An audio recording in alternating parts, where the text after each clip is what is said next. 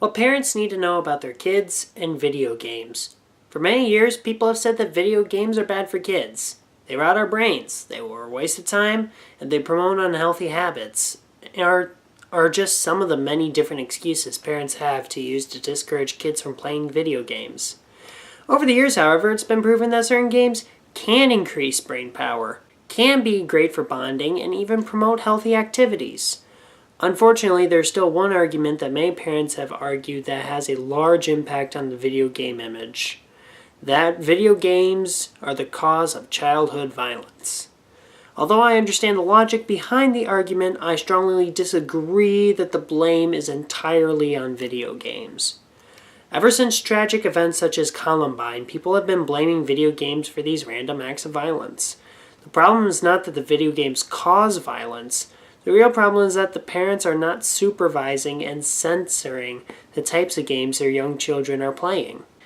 Preventing young children from being exposed to violence of games meant for more mature audiences would help curb the belief that immature minds that this depicted violence is normal and acceptable in everyday life.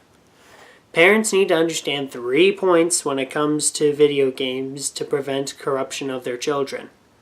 These points are: be informed, reconnect, and don't villainize. It's easier than ever to become informed with the internet.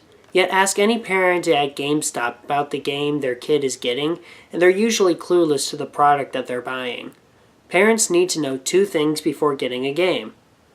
What is the type of game they're buying, and what is the rating of the game? It's easy to become informed about this information, but parents need to take the steps to look up this necessary information. Even taking into consideration the rating and the genre of the game won't make kids understand the difference between reality and a game. Parents argue that video games desensitize people to violence, and they're right. But that means that parents need to help reconnect kids to realize that violence is not acceptable. Talking to your kids and helping them understand why the violence in games should never be replicated in real life is the best way to help them compartmentalize the violence and keep it where it belongs, which is in the world of the virtual reality. However, the worst thing that a parent can do is villainize video games. People in general are very possessive of things that they like. Insult a book that someone likes and they will defend it. The same applies to video games. Villainizing video games won't stop kids from playing them. If anything, it encourages them to play it more because it's disliked by their parents. Nobody likes to have their things taken away from them. And children don't understand why a parent would give them something that then prohibited them from using it. Video games are not the worst thing for children if parents take the subject seriously and thoughtfully.